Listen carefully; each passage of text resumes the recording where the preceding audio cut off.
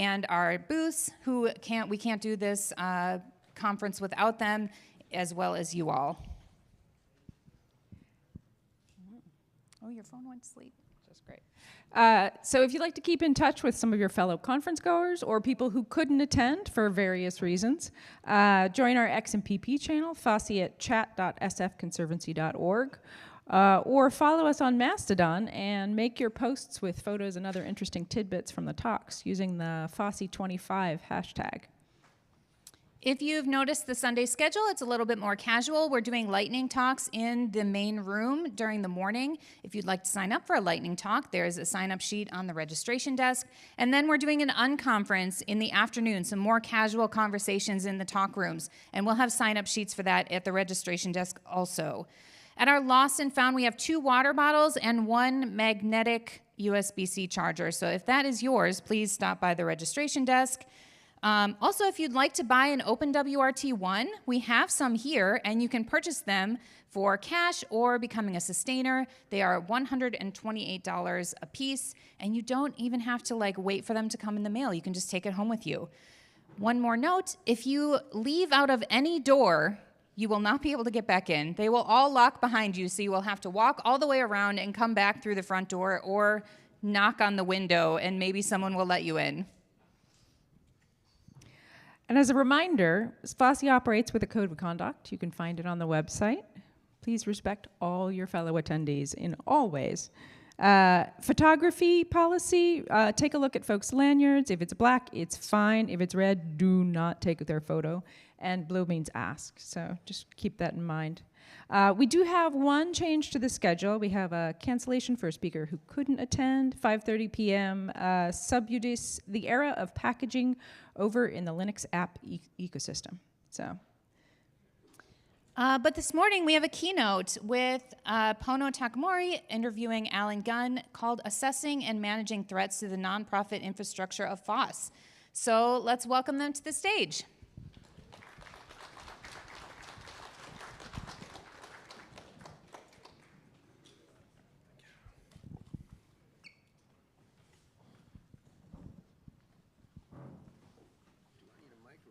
Oh, yeah.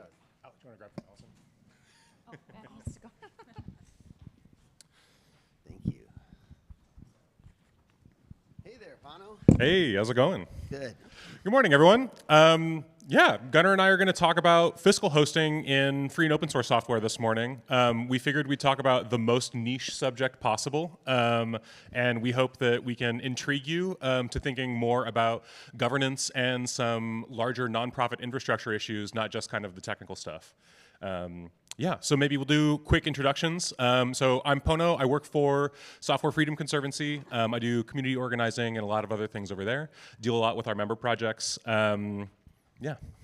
Right on. I'm Alan Gunn. Most folks know me as Gunner. I self-identify as recovering techie. I worked in Silicon Valley before being subsumed into the nonprofit industrial complex, and now I run a nonprofit called Aspiration. We are, in the terminology of the sector, a capacity builder, but in general, we just like to see ourselves as roadies that we help our allies try to rock, if you will indulge me in that analogy. Nice to be here. Yeah, I think that leads great. Just for a quick definition for those aren't quite familiar about what fiscal hosting is. So everybody's used a free and open source project before and been like, hey, how do I give you money? And they go, well, you can buy me a beer the next time you see me, or you can send me a check. Turns out we've got a little bit more robust mechanisms than that for funding, and so we've come up with this idea of fiscal hosting. So we can be legal entities that projects can operate under. That's got a lot of benefits. So both the individual projects don't have to deal with the administrative overhead of legal issues, of money handling, of all these kind of things. But really, at the end of the day, it's a way for projects to leverage their small volunteer, mostly volunteer hours into larger impact. That's how we like to view fiscal sponsorship. Right on. And we see it in a similar sense. To us, fiscal sponsorship is really trying to fill negative space and really complement what projects want to be able to do. There are those that just want to code. There are those that want to be in everything, and we try to be in the middle. Yeah, yeah. I think that also comes to this idea of like, how do you choose a fiscal host? So you're a project, you're looking for a home, you want to work with people that your values align, that you trust, that have a good reputation. How does a project even kind of start to think about that kind of thing? It's a good question. I think there's two parts to the answer. I think a project needs to be clear on what its larger strategy is. And I realize strategy is a fighting word when you just want to code. But understanding what roles a project wants to play, what roles a project wants to offload, and understanding how you want decision making to work in those two realms, I think you have to have those conversations. And then I think you want to understand the spectrum of fiscal hosting ideologies. We model it as a spectrum. At one end, the flamingly paternalistic, extractive, transactional fiscal hosting, often referred to as the hostage-taking model of fiscal hosting, where basically once you're in, you can't get out. Won't name names, but it happens every day in the open source world. And then at the other end, there's the real solidarity hosting, people that are values aligned, people that really see their role as being in support of you, not in control of you. And so I think situating yourself on a spectrum, understanding the benefits, and I guess my last thing I always tell people, we have this general guidance to projects when they're getting into things like fiscal hosting, is to use what we call the Hollywood marriage principle, which is otherwise known as prenup thinking. Everyone knows that every Hollywood marriage is guaranteed to end in divorce at some point in the future. So have the conversation up front about how you're going to divide the assets when it comes to an end. Many projects enter into fiscal hosting without making proper affordances for how intellectual property would be transferred later. Is there a risk of losing the intellectual property? Could they lose control of the license? So have the prenup conversation as you're deciding. And that's a really easy thing to convince engineers to start thinking about this stuff while they're planning. I always like to joke that engineers love to iterate. We write code, we push, we rinse, repeat. But we never think about that in terms of our governance. We never think about like, let's lay out some written governance. Let's think about this a little bit more systematically, which also, we're always trying to abstract. Why can't we do this a little bit more with social protocol? So being a little bit more deliberate in thinking about where you want to go, what are the goals of your projects, and how do those align? And I think that that's something that Aspiration and SFC both sort of like agree with. We want to partner with our projects. We want to believe in them. We want to help them become the best that they can be. We don't want to be prescriptive about what kind of path we're taking going forward. That's exactly right. And I think that said, our way of saying it is we try to let you be as autonomous as the man will let us let you be. And so we try to be very clear about the things where we do have to assert control and the classic one with a nonprofit. For those not familiar with the parlance of the nonprofit industrial complex, when you get your charitable status, when you're a C3 tax-deductible, grant-amenable entity, you have this charitable purpose, and it is a specific set of words, and anything you're hosting has to fit under that umbrella. And so, if you went and got established as a nonprofit to help dogs cross the street, that probably would limit you. But if you got a charitable purpose of helping living beings navigate in urban transit contexts, that gives you a much broader spectrum of things that you can take money for and do. And so we often get into that tension. And the classic one for us, I think you're in the same boat, we don't currently let folks do lobbying. We would love to, but life's too short to do all the reporting and compliance around lobbying. Yeah, definitely. And I think that's also sort of one of the tensions that happen between a fiscal host and the sponsoree, the project, is we have these oftentimes charitable mission goals that we need to adhere to. And so communicating to projects, hey, so as a 501c3 in the US, we can't let you have paid keynotes. We can't let you have conferences where you're taking sponsorships and you're trading these kind of goods. And so there does exist this tension between, hey, we're just trying to raise money and do what's best for our project, but there is this kind of bureaucratic overhead. I know for me personally, that's been a bit of point of contention with some projects. Yeah, no, I hear you. And I've always got Bradley Kuhn in my head or on my shoulder as I talk about this. But the other issue is with open source, the IRS is neurotic. You can quote me on that. About not letting people make money off charitable dollars. So if a grant comes into your nonprofit and some private party benefits, that is prohibited private benefit.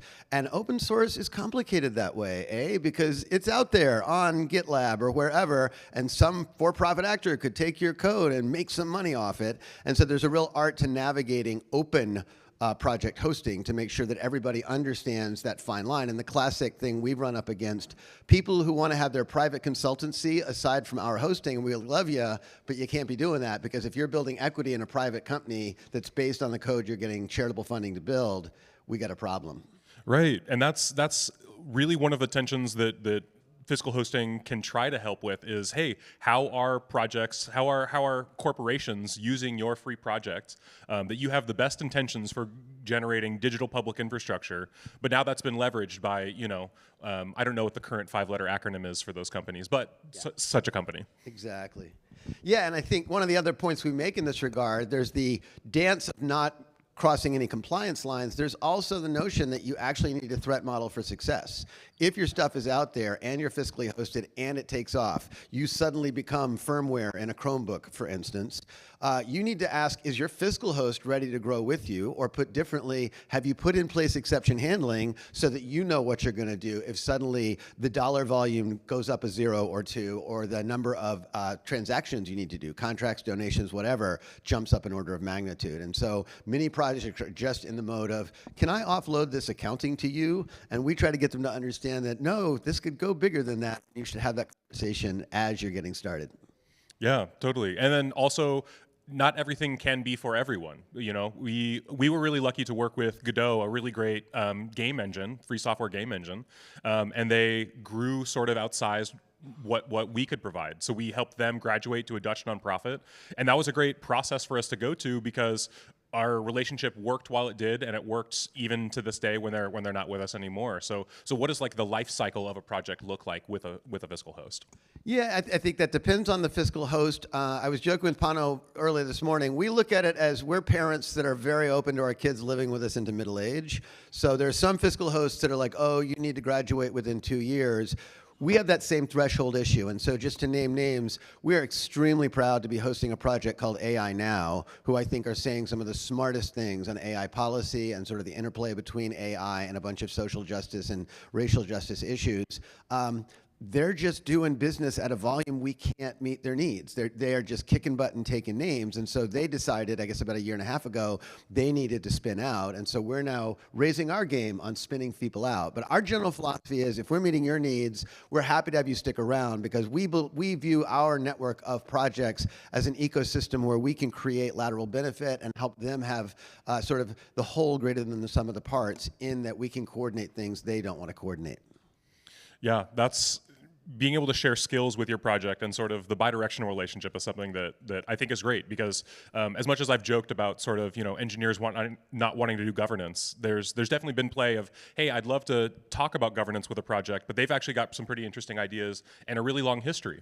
So it's like really a privilege to work with, 20, 25-year-old free software projects that have gone through all of these changes, multi-generations of people, and what does that look like bringing new people in, kind of offloading other people. Yeah, that's been an unexpected joy of doing fiscal hosting.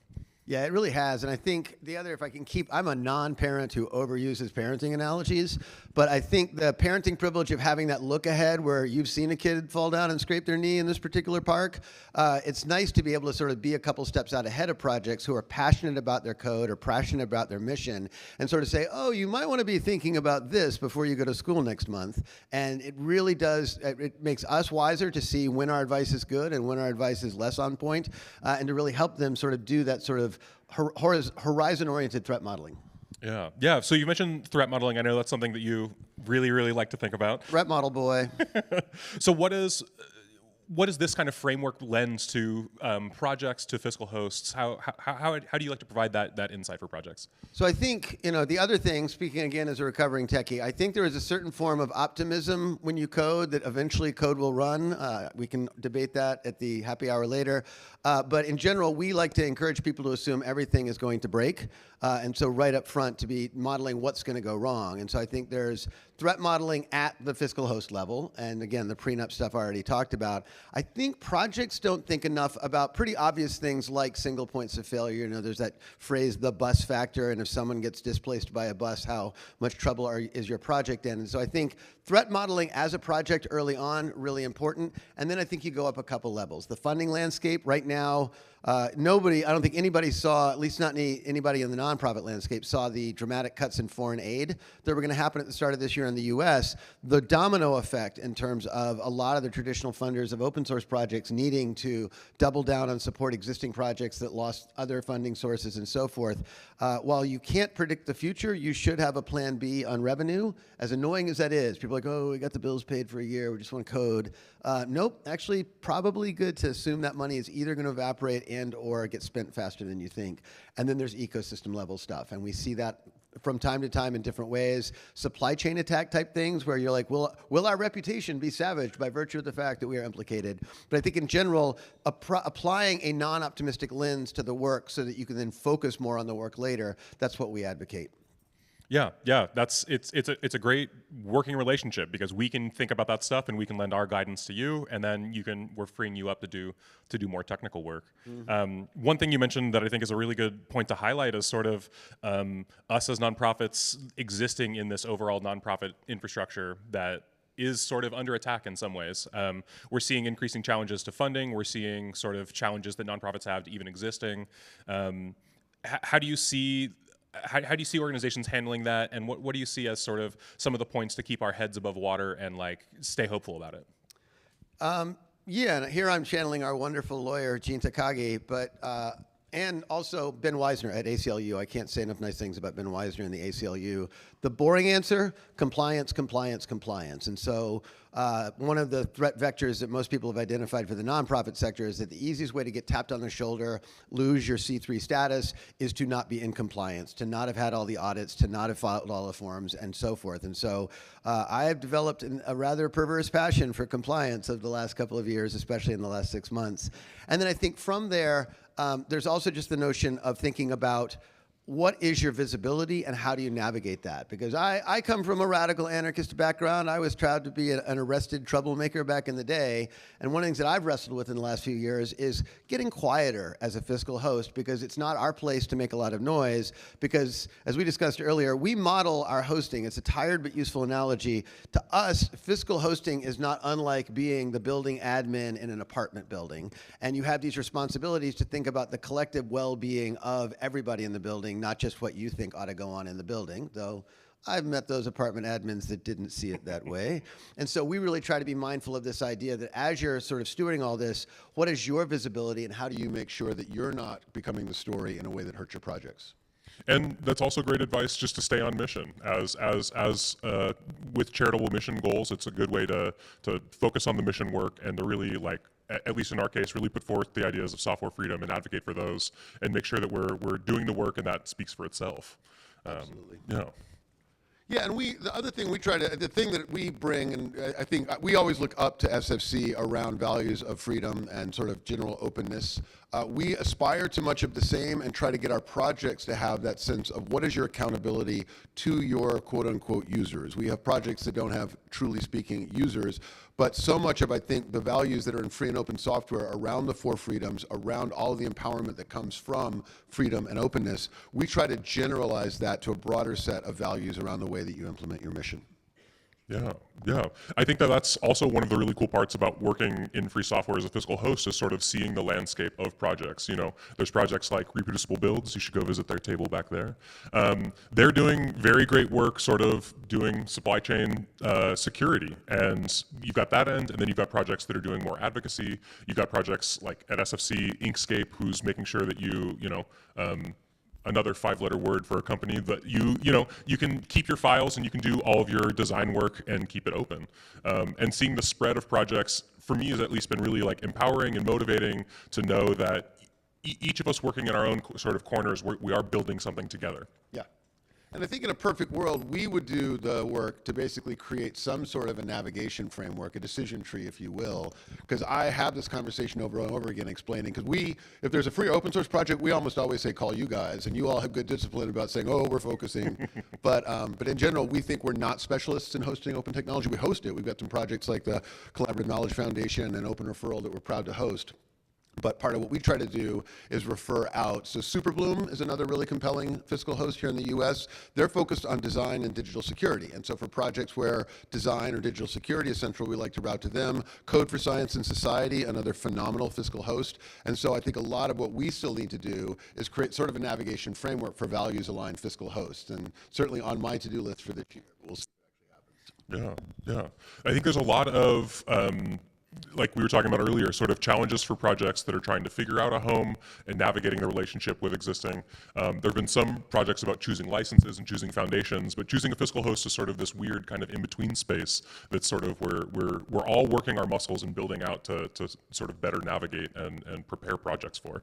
Yeah, and we've started an interesting offering that I'm enjoying. It's a little bit voyeuristic, but we do pro bono review of your fiscal agreement if you're not going with us. And so when we send people away, we're like, oh, if you want us to look at your fiscal sponsorship agreement before you sign, we'll help you do that. Because a lot of them have inadequate IP clauses. A lot of them have really missing components because some fiscal hosts just don't think in terms of open and free software licensing. And so we love to sort of be that layer of sort of fallback as well.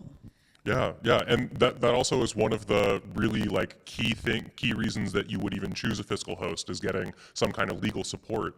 And I think that kind of like really touches on this big issue with projects is sort of what's the difference between a service provider. You know, I love to just pay a SaaS provider to run the thing for me, and I don't have to think of it anymore. We're all used to doing this, but sort of it's fundamentally different, and we want to do more relationship building with our projects. So how do you communicate to projects that that's what we're doing, and it's not you're paying us a service fee to get these things in return?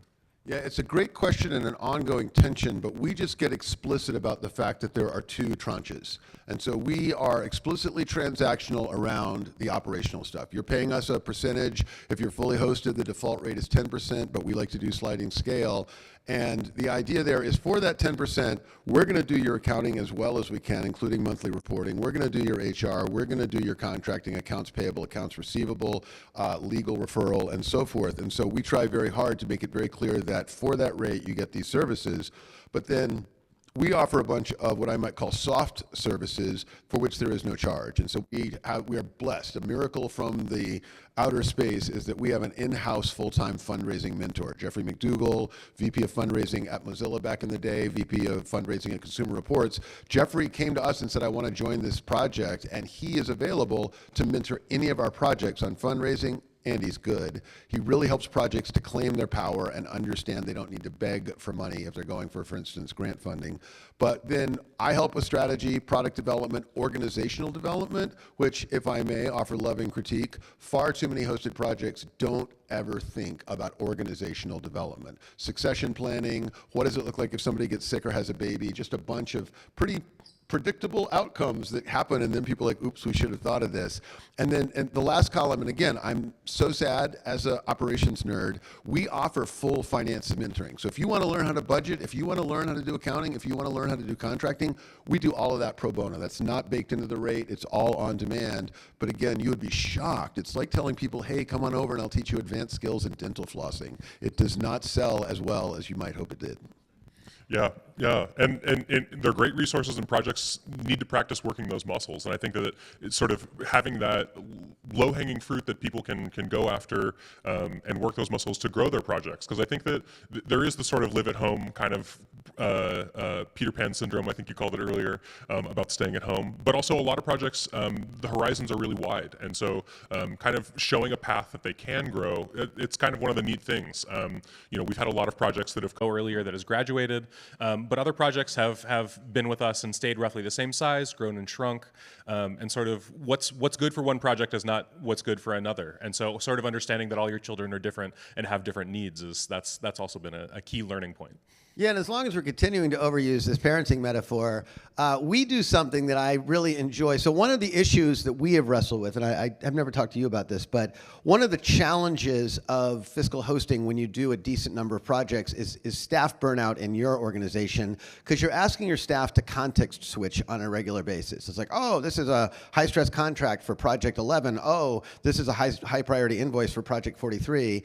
And so we are very mindful. We are very clear with our projects that the only way to operate is with patience and niceness, and if you can't roll that way, you're always welcome to yell at me, but you're never welcome to yell at anybody else on the team. So we do this sort of good parent, bad parent thing where everybody who's not named Gunner, we try to be as warm and as supportive, and I'm sure you've seen this movie before. Hey, I just found out about a grant. It's due at 9 a.m. tomorrow. Could you all get this paperwork together tonight? I'm getting flashbacks. And you're like, wow, okay, this is like the college application that's due tomorrow. And so I, as a parent, am morally obligated to feel like I need to pull an all-nighter with you. And so our model is to basically really let the staff politely put down the boundaries and then escalate to me if there's a need to do that. And the idea is we make people aware that we trust them. The language we use, and I'm not sure my lawyer would like this, but we say to projects, we want you to be as autonomous and independent and feel like your own organization as the IRS will legally allow us to be. And oh, by the way, we will tap you on the shoulder when you stray outside that boundary. Yeah. Yeah. I think for a lot of projects, I wouldn't say pushing boundaries, but I would say not sort of even understanding what the legal framework they operate under. And so that Or kind caring. of... Or caring. Well, there's some... Or caring. So that expectation setting when projects are coming in, I think is one of the harder conversations. But it's like, if you work those muscles up front, then it's sort of going to be easier later. You know, if we're thinking about governance, if we're thinking about succession planning, if we're thinking about what are our legal obligations as a sponsored project under a 501c3, then we can save ourselves a lot of like pain down the line. Absolutely. Yeah. And I think in doing that, I think one of the things we tell projects, and again, this is counterintuitive to people who think in lines of code, and again, not to be patronizing, I'm that person. One of the things we try to get projects to understand is one of the most powerful superpowers you can develop is storytelling. And what we mean by storytelling is if you want people to support your project, participate in your project, believe in your project, it's not about how good your code is. It's not about which license you're running. It's about telling a story of what is the opportunity or problem or need we exist to address. What is our vision for addressing that problem, need, or opportunity? How are we doing it? And how can you participate or contribute? And the more that everyone in your project that has any external facing role can tell that story, everything goes better because it is both a harmonizing mechanism for your team, your network, whatever is your noun of connectedness in your project, but it's also a way of really making sure the outside world has a consistent understanding of who you are and what you stand for. Yeah, it's one of those, so-called soft skills that really helps round out teams. It builds that internal cohesion because you're all on the same page using the same language. But also for grant writing, for convincing other people that it's a good idea. I think that, it's 2025. We've moved beyond the idea that just because it's the best technology, it's the one that's going to succeed. How do we communicate that to people? How do we let people understand that sort of the digital public infrastructure that we're building is for the greater good? We can't just say, I wrote a really great IPv6 such and such, right? Like that's not going to be enough these days. So storytelling, I think, is an incredibly underrated part, especially coming from an engineering background. It's like, well, who cares if my chef cookbook didn't have a good story behind it? We can think a little bit more abstractly about the work that we're doing. Exactly. And one of the very simple rubrics we try to emphasize, and again, I learned this the hard way because I was on the other side of this for probably 25 years, but teaching projects when they communicate the difference between features and benefits is one of the most powerful distinctions that you can give to people that are speaking. Because someone will be like, oh, it has full X.27777 support, and blank stare from the other side. But if you say, oh, this gets you out of jail free and makes meals for you all the time, oh, I'm glad you have that support in your product. And so giving people that sense that there is a benefit to them and an impact in the way they do whatever they need to do. Just teaching projects that the shorthand of features is infinitely less impactful than the longhand of benefits. To me, that's a lesson I never get tired of sharing. One talk I was at recently had mentioned sort of a way to connect with Gen Z better, and in my graying hair, I'm trying to better learn those lessons. But one thing that struck me that they said that they've had a lot of luck with was making videos, talking to people. Instead of a readme.txt, we're making 30-second videos. And I think that these are the kind of experimentations and lessons that we can learn between projects and we can share, and we can sort of experiment and figure out what's working for different projects. And I would love, if anyone has interest, an open source storytelling workshop is something Aspiration would host in a New York Minute, because I feel like these are the soft arts that I jokingly use this phrase world domination, because to me we should be thinking that way in a lot of different ways. But in terms of free and open technology, let's make some clumsy, sweeping generalizations, surveillance. It's getting worse all the time. Devices that make you ask permission to install software. I know this crowd doesn't need any convincing that's a problem. And so to me, if we are going to rally larger networks, larger movements, larger scales of people to care about these issues, we've got to be telling this as, if I may, battle versus good and evil, power to the people, and just other things that are fundamentally touching at the human existence and not just at the fact that this has just been ported to Rust and is now formally verified. Yeah, I think that also sort of brings us back to the idea of sort of the nonprofit infrastructure is in a lot of ways facing a lot of challenges. And so we are sort of seeing this bifurcation between projects that had it good and projects that didn't, and we don't want to see them sort of continue going on their paths. So how do we open up those communication channels? How do we build the storytelling methods so that we can, in these times of need, sort of support each other? It's a great question. I think I would answer, and to me, it's about projects having conversations about roles. And let's put projects on a spectrum. There is project of one, the person who does all the things. Then it's just a question of, do you talk to yourself in various parts of your day? But if you are an actual project of multiple people, who takes what role on? And having that conversation, I can't overstate how that doesn't happen enough.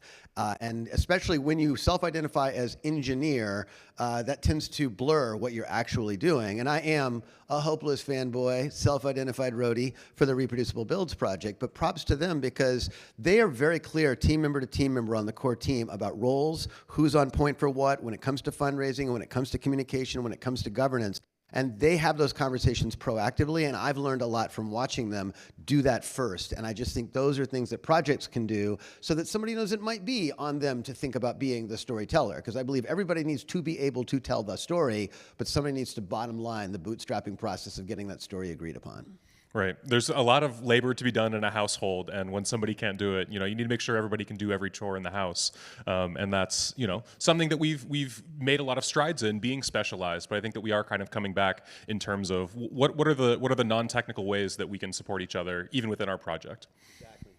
And the other one that I think, the thing that makes me saddest in many ways about the nonprofit sector is the scarcity mindset. And by that, if you've lived in nonprofit swamps, there is just this really unfortunate sort of snarking and backbiting and sort of saying why somebody else's, their mission is wrong. And I think that, to me, I realize that there are many egos and many competing agendas and many competing licenses in the free and open source universe. But I believe an act of solidarity that we all need to do better is talking up each other's free and open source projects. I believe that if we really want to make this make sense outside of those of us that are already converted, we need to talk about this as a holistic thing, as opposed to, they're running on the wrong version of PHP. And so that kind of, othering of other projects. On the one hand, I can tell you some projects I'm happy to other, but in general, I believe that if there's values alignment, if we're all fighting on the same side, let's not get broken up about licenses or stacks. Let's see that we're all fighting for a larger, greater good, user empowerment, freedom, onward. Yeah, totally. I think especially that's just one of the tactics of empire. That's a way that we're divided in times of need, that when we're not lifting each other up and providing a robust support network, that's when projects are going to fall and disappear during these times when if we're lifting each other up, a rising tide is lifting all boats. So I think it's a really good point. Yeah. Right on. Yeah. Yeah. Do you have any other thoughts? I think that for me, I'm really looking towards what is the next 5 years as projects are doing these kind of succession planning. These projects are looking for funding in an increasingly drying up landscape. What are you telling projects? What are you thinking about to keep yourself hopeful in these trying times? Well, I think the most mundane things I tell people is stick to the work. You need to threat model. You need to imagine other possibilities. But at the end of the day, being productive is its own sort of balm and its own sort of therapy to the degree that you're able. And I say that not to be disrespectful to people that are actually inhibited from doing their coding, for instance, because they're in jail. And so that said, I think that beyond that, there's also this notion that I believe we could be doing a better job of articulating. I came along in the computer science, sort of history line. Design patterns arrived just about the time I was learning how to code. And so I look at the world in design patterns. I feel like as fiscal sponsors and fiscal hosts, we could be doing a better job of articulating design patterns for the ways in which organizations both think about roles and governance, but also the way that they think about evolving. And so that's certainly something that we do. But at the end of the day, to answer your question, I look out at a room like this. I think the most important thing for us to do, regardless of our politics, regardless of our licenses, is to be together. If you want a clumsy critique of capitalism that I think is true, capitalism at scale is the act of isolating every one of us, getting us each in a separate room with our own separate large screen TV, our own 2-liter bottle of corporate sugar water, basically to maximize consumption. And it is in the act of being collectively together that we find, I think, healing and solidarity in very disorienting times. The planet, last time I noticed, was continuing to die or otherwise transform in ways where we might die. And so I think it's just really powerful to be together and realize that we're not alone. And I think that's part of why I love free and open source software, is it creates so many places where people can plug in, join, and become part of something. Yeah, I totally agree, and I think that connecting to other parts of the world and what's going on is really important. I think for me, as like over 20-year vegetarian, free software, I've always wrestled with what is my heart getting at that my ethics are sort of stumbling through. But this way to connect. Oh, hey, maybe core boot is this way I can keep using software or keep using hardware after its lifetime. You know, there are these indirect ways that we're able to bring people into our movement. And I'm really looking forward to younger people growing up in a world without binaries. They don't know that we used to be able to buy software and just own it, and it ran for a while. But what does the world look like in this world of SaaS? They're logging into websites, they're using things, and they're changing transparently, and that's just the world of software that they've come to know. They're sort of getting hip to this idea of the world could be different than the one we grew up in. And so how do we connect with them? How do we bring in new people? You know, as I'm getting older, I'm really looking forward to what are the ways I can connect with people to continue my passion in free software, and listen to them and bring their ideas in rather than being prescriptive of I got an old computer and I installed Linux and that was my story. That doesn't have to be everybody's story. You know, I think that we all grew up with similar backgrounds, and so it's very exciting to be able to look to the future and connect these projects for people. I agree. And I think as you were speaking, one of the notions that I often bring up, what is the gateway tool? What can you connect someone with that lets the light bulb go off? I was just having the privilege of talking to the F-Droid team a couple of days ago. Love F-Droid. Look them up if you don't know them.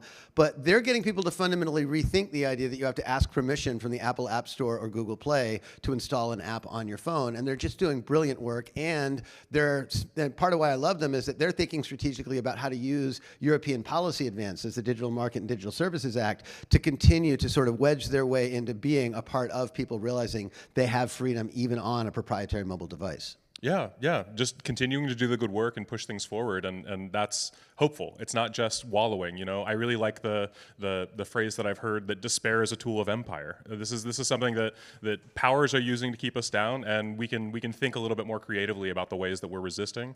And one of that ways is community, networking, and being able to be in person at events like this. So, you know. Yeah, maybe we've got some time for questions if we want to do that for a little bit. Please. Can I pass a mic and then somebody can run it?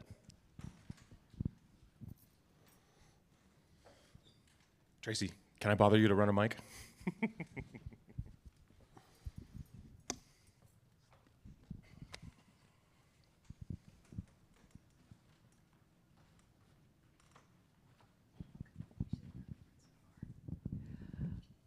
For those who work in corporations or know people who work in corporations, there are often programs that allow you to volunteer time in exchange for corporate dollars to donate to your favorite 501c3. So if you belong to one or you know of people who belong to them, getting those 501c3 open source projects into that system is a great way not just to be able to donate your own dollars, which many corporations have matching funds for if you're donating to a 501c3, but also do volunteer work for those 501c3 organizations and then earn extra donation dollars from your company to then give back to the open source ecosystem. So just a creative idea. I think we can do one more question. Yep. Rosie. Hi, y'all. So good to see you in Portland this morning. I have so many questions for you, but since I only get one. So given the lack of funding and the reduction of funding that's happening across all sectors, there is kind of a push right now in humanitarian and other efforts for nonprofits to kind of combine functions, like rather than having 3 different nonprofits that are doing really similar things, all trying to support their administrative staff, like how can they work together?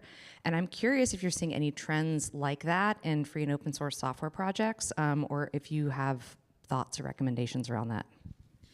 Yeah, I think one is sort of just what does digital infrastructure matter in this world that funding is drying up for humanitarian orgs? I mean, like, that's an existential question that I wrestle with every day. I think that fiscal hosts provide a unique opportunity to support that kind of work, because what we can say is, if you join us, then we can sort of share the administrative overhead of doing these things. And even to Ria's point, sort of acting as these vessels to take in money, maybe that's an opportunity to sort of spread the wealth of the things that we're good at to projects that don't have a home but are doing critical work. One thought.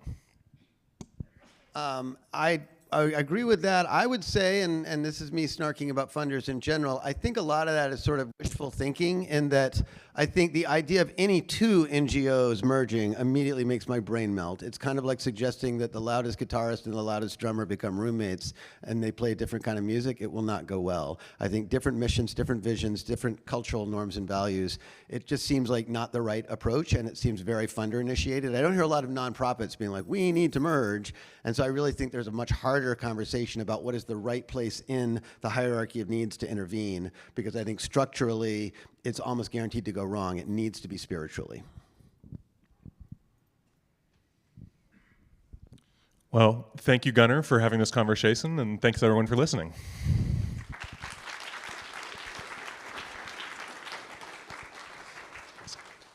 So we've got one more thing to do. Today, we're going to be presenting an award to someone. So Software Freedom Conservancy is really proud to, this is the inaugural year of the Distinguished Service Award in Software Freedom. And I feel really lucky to be able to present this award. This is somebody whose work has been demonstrated over so many years. They've helped the community both in helping people, in mentoring students, in mentoring community members, in providing technical infrastructure. If you're like me, you used to grab these packages from a Debian mirror from down the highway in Corvallis.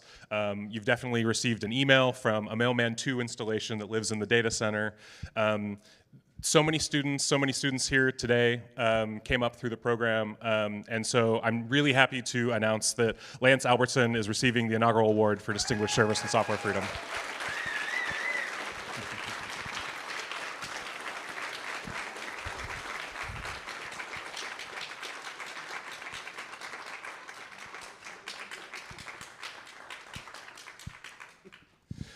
Tracy made this incredibly awesome laser cut award with free software. Free hardware, too. Yeah, Lance, could you share some words? Yeah, I'm just surprised and very thankful. I've been doing this for a very long time, and it's nice to see a lot of familiar faces that have gone through my program that are sitting out there in the audience. I know earlier this year I had a little bit of a scare with funding and continuing to do this. Thankfully, we were able to get it going for another year, but that's still ongoing to try to keep it going beyond that. So keep the word out. We're still trying to find funding to kind of go beyond a year, and I'm also dealing with a data center move as well, which will be even more fun. So I just hired a new set of 4 students that are doing amazing, and it's exciting to kind of see this cycle over and over every year and kind of see where people go. So thank you.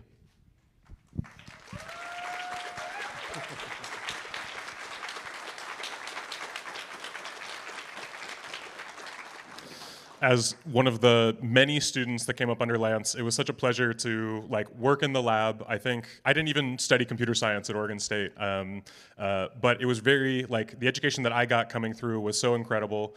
He hosts cohorts of students, and so it's really nice to come up with students a little bit older than you. Nerds like to flex, so they would always show off their cool shell prompts. They would always show off their cool screen bindings and flashy things on their computers. But it was such an encouraging and just wonderfully inspiring place to come up, to learn how to work in free software, to learn to work in the open, to work with really high profile projects.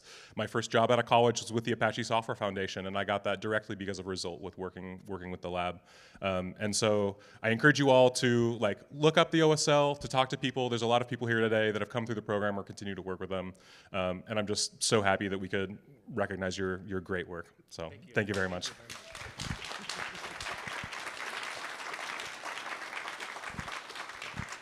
I think we've got a quick break, so if you want to grab a cup of coffee or a snack before we head into the sessions for the day. So thank you, everyone. We're so glad you're here, and have a great day.